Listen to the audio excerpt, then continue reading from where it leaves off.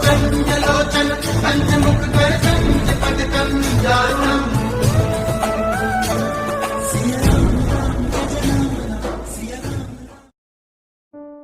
महाराज जी के आज के विशेषांक में रक्षासूत्र परिवार के सभी सदस्यों का हार्दिक स्वागत है। बाबा जी के भक्तों को राम राम।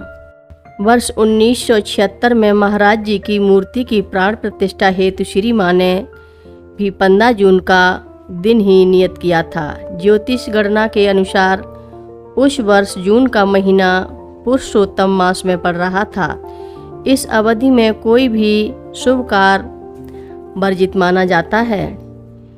ज्योतिषाचार और विद्वानों ने माँ से अपने निर्णय पर पुनर्विचार किए जाने की प्रार्थना की, परंतु माँ अपने निर्णय पर अडिग रही। माँ ने कहा कि जब महाराज जी द्वारा कैंची में मंदिरों के लिए 15 जून की तिथि निर्धारित की गई, तो उनके मंदिर के लिए भी वही तिथि रहेगी।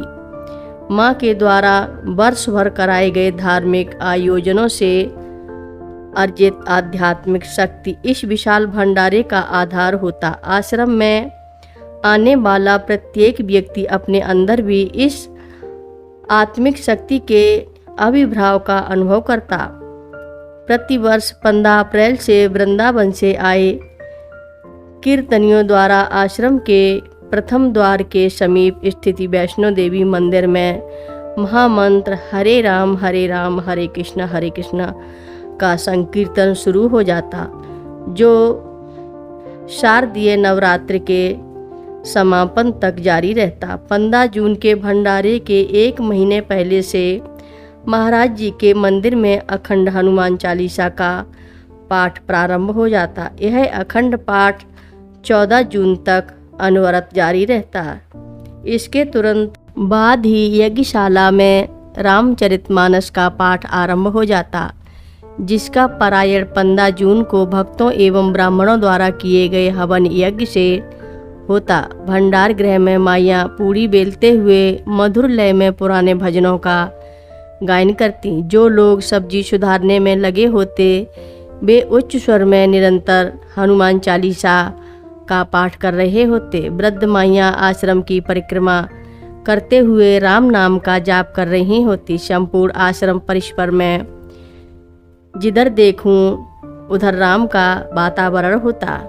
माँ के शब्द राम नाम में भारी शक्ति है, प्रत्येक हृदय में बसे होते हैं।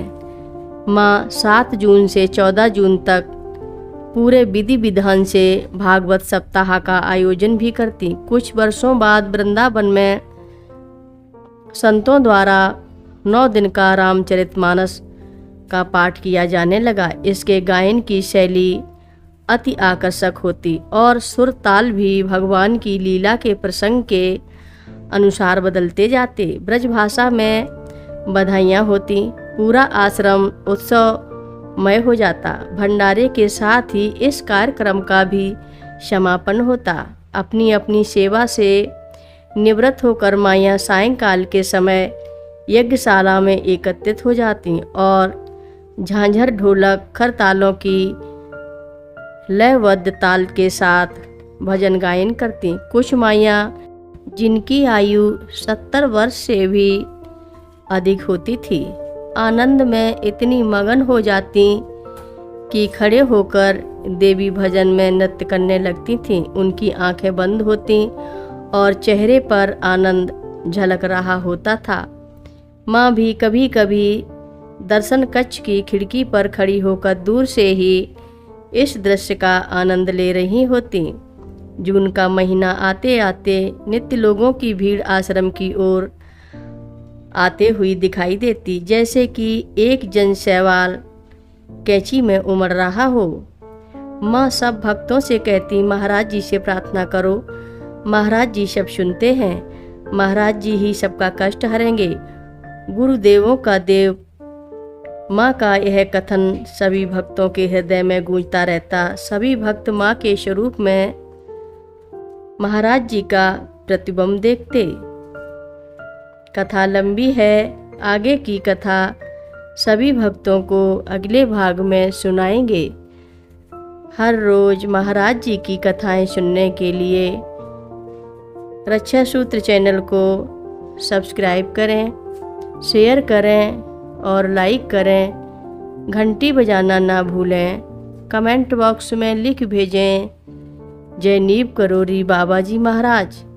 सभी भक्त मिलकर बोलो, नीव करोरी बाबा जी महाराज की जय बोलो, सिद्धि माता की जय बोलो।